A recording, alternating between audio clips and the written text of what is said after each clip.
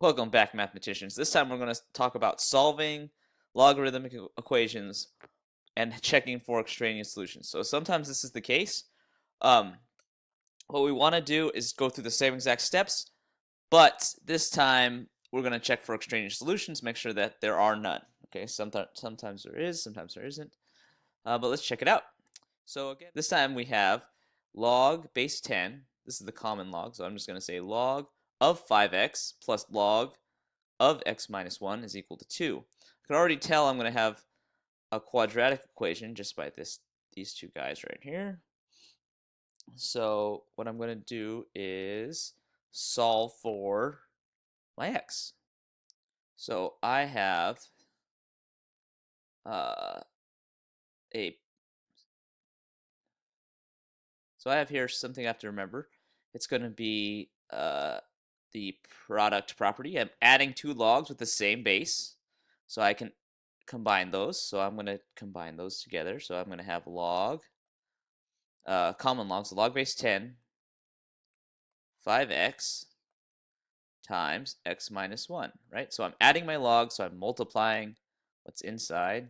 It's equal to 2.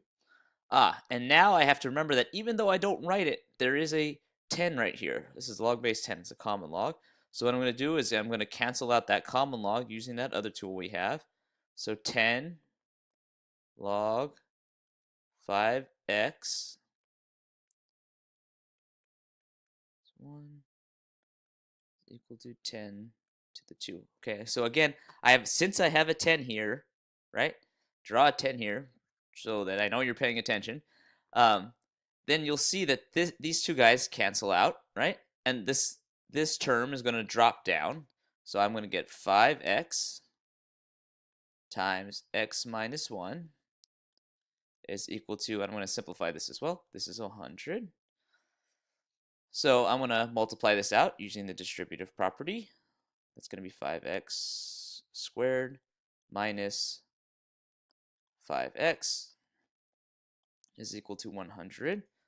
And looks like I have a quadratic, so I'll subtract 100 from both sides, and I'll get 5x squared minus 5x minus 100 is equal to 0. And again, make sure you're looking at these things and making sure there's no like terms. In this case, there's not, so I cannot combine these together. However, there is a common factor. Let's see, not like terms, but a common factor. So I have a 5 here, and can I divide 100 by 5? If you do it on a calculator, you'll see that you can. So what I'm going to do is factor out a 5. So 5x squared minus 5. Oops. Minus x minus 20 is equal to 100.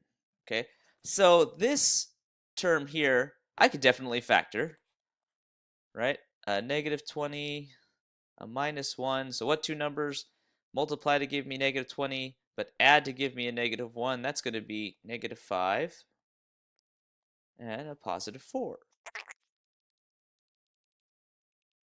Okay, then I'm going to solve for each of these terms, right?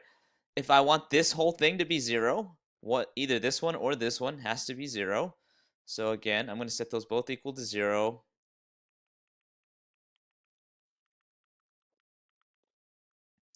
Okay, so if either one of these is 0, then this whole term is 0, which would make this true. So add 5 to both sides. X is equal to 5. X minus, oops, and minus 4 to both sides. X minus 4. So one of these or both of these may be true. I don't know yet. Let's test it out. Right, so I'm going to plug it back into my equation. Let's try this one right here. And we'll see if it's true. Actually, let's try this guy. Something like that. Okay? So I'm going to check.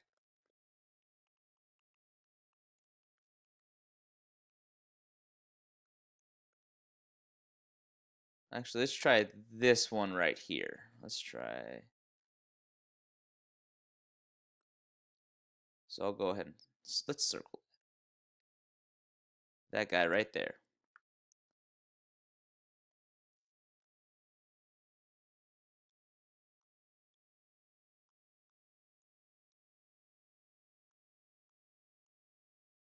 Okay, so I've replaced all my x's with 5s, right, for this side.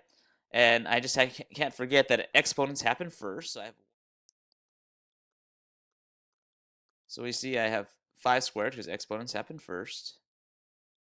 I have 25 here is equal to 100. And actually, I don't know if that's true yet, so I'll put a question mark. I'll have 125 minus 25 equals 100. So that turns out to be true. Not extraneous, okay? So that one checks out. That one's one of my answers. So next thing I do is I have this guy. So we'll do the same thing. 5. Let's see if that one's true, okay? So again, exponents first, not multiplication. So exponents first.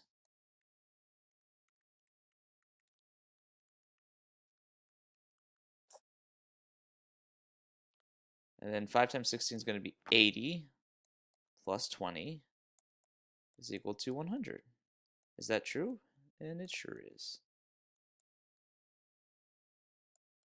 So in this case, we see neither solution is extraneous. They both actually work, which is fantastic. Okay, so let's go ahead and try it on our own.